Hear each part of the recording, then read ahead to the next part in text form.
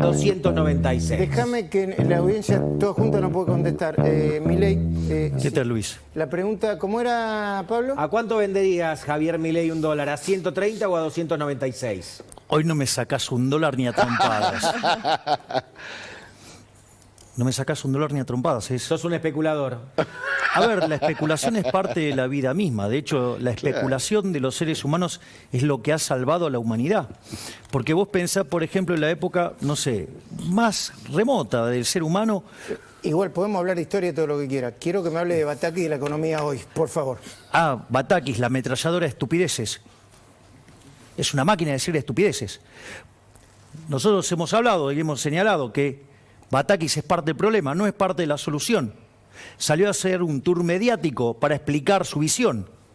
¿Cómo le contestó el mercado? Con el dólar en 300. Y el Banco Central que no para de perder reservas. Él contó con liqui, ¿no?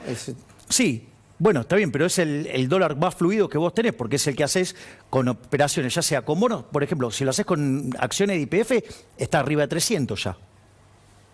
Es decir, es una operación donde vos comprás acá en pesos y vendés en Nueva York en dólares. Y eso, cuando haces el precio en pesos dividido el precio en dólares, te da el tipo de cambio implícito. Entonces, cuando vos la escuchás hablar, la cantidad de barbaridades que dice... A ver, Batakis recita el manual de la decadencia argentina.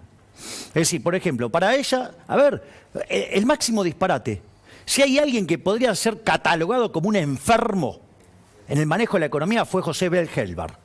¿Por qué? Un tipo que agarró y puso un control de precios absolutamente represivo, pero estamos hablando de control de precios, no, digamos, Moreno era un bebé de pecho al lado de Helbar, en otro contexto histórico, y ¿qué hacía? Déficit fiscal y lo financiaba con emisión monetaria. Y ella dijo que era el mejor ministro de Economía de la historia, ¿no? Claro, entonces ¿eso qué hizo? Te empezó a generar tensión en precios. Ese plan se llamaba inflación cero. Entonces, ¿qué es lo que pasa? Vos empezaste a emitir dinero y en un momento empezabas a tener presión en los precios y ¿qué pasaba? Te aumentaba las importaciones y te caían las expos. Es decir, se te terminaban los dólares comerciales y perdías reservas. Y cuando no quedaron más reservas, la rata se rajó. ¿Y qué vino? Vino un señor, Celestino Rodrigo, de no tengo que hacer otra. ¿Qué hizo? Sinceró. Cuando sinceró apareció el Rodrigazo. El Rodrigazo es un evento profundamente doloroso en la historia argentina. Porque no es que solamente la inflación que venía del 30 saltó al 180% anual y después al año siguiente trepó al 400 y tuvimos después toda una década de inflación, toda una cosa verdadera. En realidad tuvimos 15 años nefastos de inflación. Sino que la pobreza saltó del 5 al 25%, se multiplicó por 5. ¿Y hoy qué pasa? Bueno, si vos tenés un cuadro como ese, implicaría multiplicar por 6 la inflación, que te irías a niveles del 500%, y la pobreza, pero partís de 50% de pobres, Luis. O sea, esto es un desastre. Vos decís que este es el camino hacia donde se va. Definitivamente, pero esto es peor todavía, porque el desequilibrio que hoy tiene acumulado la economía argentina es el doble del que vos tenías previo al Rodrigazo. Entonces es una locura lo que están haciendo. Es una locura porque están llamando a Nerón para apagar el fuego. Y, o sea, lo que hace es avivarlo más. Es decir, las declaraciones de Batakis del otro día lo que hace es tirar más leña al fuego. Cuando habla de los controles de precios, cuando lo pondera Helbar, cuando habla de la eficiencia del Estado, cuando habla de la matriz productiva compleja, cuando dice que el problema es que, digamos, los dólares del turismo colisionan con el empleo. Digo, semejantes barbaridades no es gratis. ¿Hay desabastecimiento ahora o es una idea de o no hay precio de referencia, que es otra cosa? Bueno, que no hay precio de referencia, eso significa, eso es un dato muy fuerte lo que estás diciendo, Luis, porque, y esto... Digamos, yo ayer pregunté y esta mañana también, ¿cuánto vale un café? Nadie sabe. No sabés. Bueno, ¿qué quiere decir? Que no hay precios. Es decir, quiere decir que, a ver, una moneda tiene que tener 3 características. Esto es muy importante lo que acabas de decir.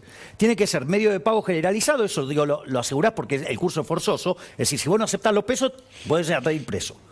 La otra es que sea unidad de cuenta, o sea, los precios se fijan en esa moneda, y la otra es que sea reserva de valor. Reserva de valor con esta inflación está claro que no es, ¿no? La otra función que pierde cuando se te está escapando la inflación de las manos, ¿cuál es?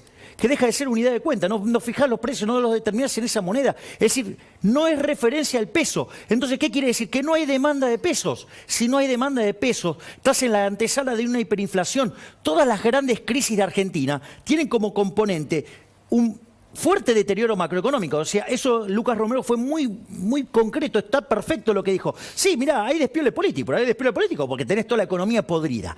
Entonces, las grandes crisis tienen la característica que tienen toda la economía podrida. Pero cuando se te precipita la crisis, cuando se te generan los estallidos tipo la hiper de Alfonsino, digamos, o lo que es el caso del Rodrigazo, o cuando te vuela la tableta... Bonex, la hiper de Menem. O la hiper de Menem, cuando vos tenés una crisis política.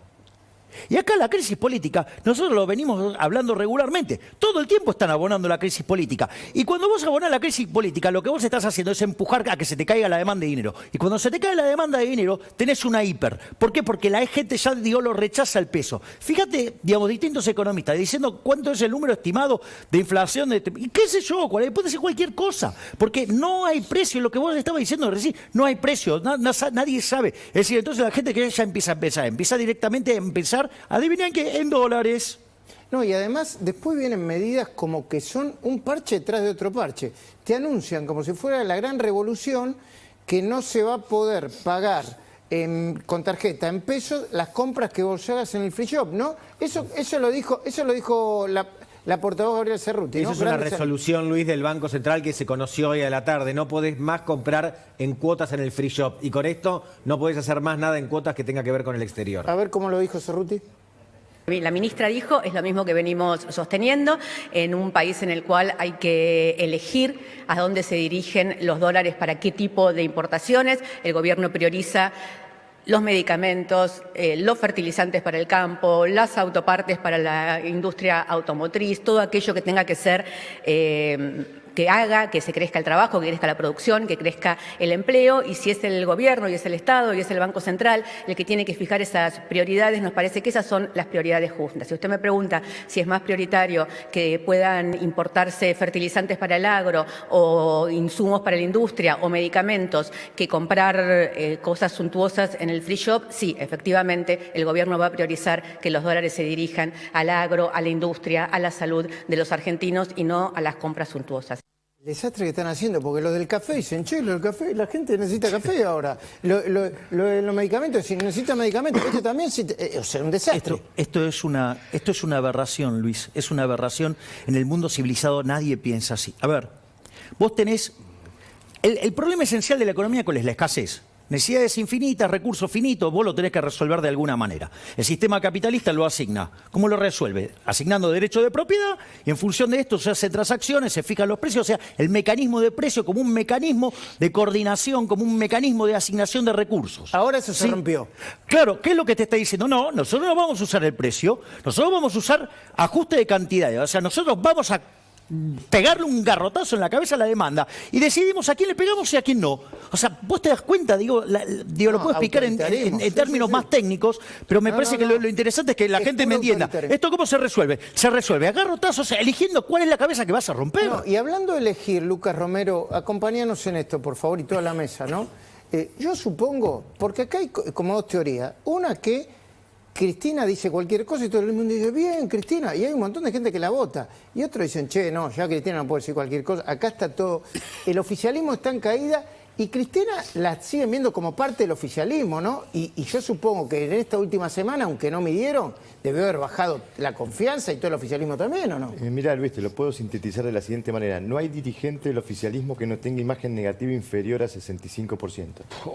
Es decir, la situación general... Eso es histórico, ¿no? Porque... afecta a todos los dirigentes del oficialismo. Es terrible eso. Quizás tengan matices en la imagen positiva, algunos estén mejor que otros. El presidente está muy golpeado en términos de imagen positiva. Solo el 18% en nuestro último estudio de junio tiene imagen positiva de los consultados, tiene imagen positiva del presidente, pero en términos generales está afectando a todos los dirigentes del oficialismo. Lucas, ¿la ven adentro o fuera del oficialismo los votantes? Los votantes... Si hay los ciudadanos, del Frente de Todos. Sí. No, los votantes del Frente de Todos. A ver, digamos, todos los que consideran tienen una imagen negativa de la vicepresidenta, lógicamente la identifican con el oficialismo. Lo que sí estamos percibiendo es que dentro del grupo de simpatizantes de Cristina hay casi un 40% que tiene imagen negativa del presidente.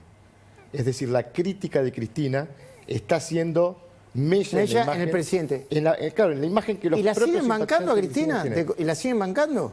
Están, digamos, en los niveles más bajos que tenemos en nuestro registro de la serie en torno a 25%. Y bueno, acá está Milei. ¿Y los dirigentes disruptivos crecen o es un momento en el que hay mucha incertidumbre y también la imagen negativa pega en todos? Mira, en términos generales, el promedio de imagen de los dirigentes a nosotros nos está dando menos 23%. Todo la lo imagen negativa del conjunto general supera a la positiva en 23 puntos. Lo que sí creo que está pasando es que hay una demanda cada vez más profunda en función de lo que está ocurriendo de cambio. Entonces creo que para la dirigencia opositora me parece que la clave es representar el cambio, una oferta de cambio que pueda satisfacer esa demanda. Una cosa que no quiere la sociedad, porque es una de las... yo escucho, ¿sabés que escucho mucho el término doble vara, doble vara, doble vara, doble vara? No me digan que yo no puedo viajar si ustedes viajan en primera o viajan en autos oficiales o viajan en aviones oficiales. Tenemos el video y las placas, Silvina, todo Silvina, ¿no? Bueno, fíjense esto porque es información que la mayoría de la gente no conoce y que la mayoría de los medios no publican. Silvina, ¿nos contás, nos hablás de esta doble vara, por favor? Sí, mira, hoy te traigo el caso del Senado. Chau. Es muy importante, no puede faltar parrilla a esa feria. Chau, quédense hablando.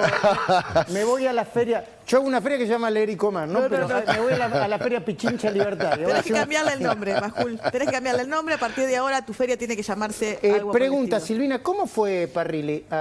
Aprovecho para preguntarle a Milei. Estuviste en Colombia.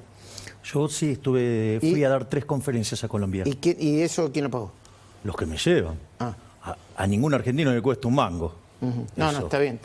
O sea, esa es un problema mío. Cuando uno se mete en la política, la que vos llamás casta, viste que No, es que...